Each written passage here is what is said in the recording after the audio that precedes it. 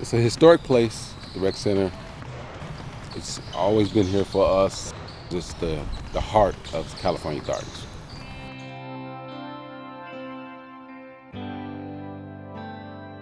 It's important to have an area where that the young kids can come and they can have somewhere to play and meet each other and not be out in the street doing bad things. It's a safe haven for them as well. We moved here in February 1974 and it was not built. This was all vacant lot. After Mayor Rita had got in, they built the center for this community. And they offered a lot of activities for our youth in the community.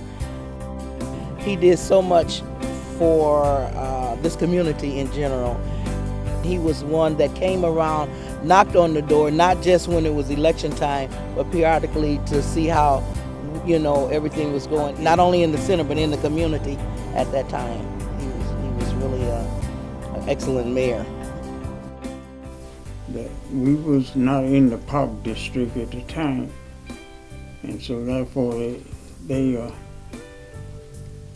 decided to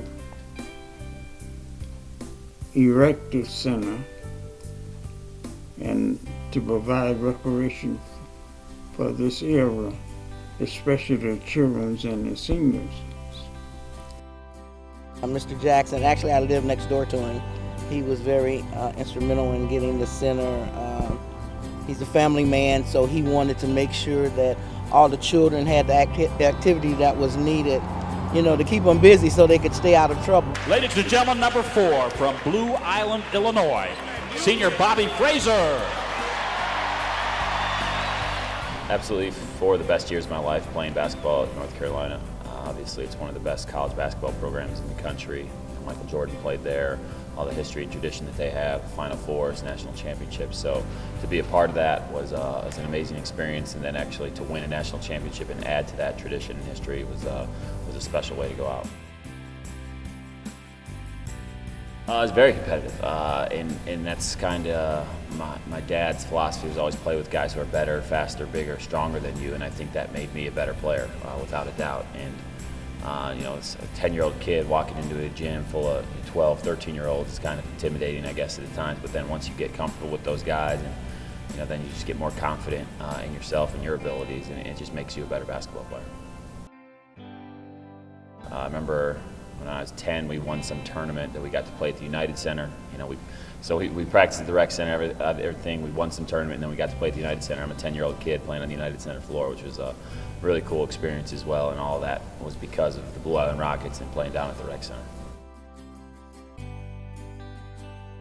The late Mayor Rita, it was only very few mayors that actually came in and actually put their finger on the pulse of the community. I remember him eating in my home personally when I was a little guy with my parents eating breakfast. Who hears of that nowadays? Everybody is so untouchable now. And then working closely with Mr. Jackson, who is a community member, is very good to see that people are giving back, and people can feel embraced by something positive.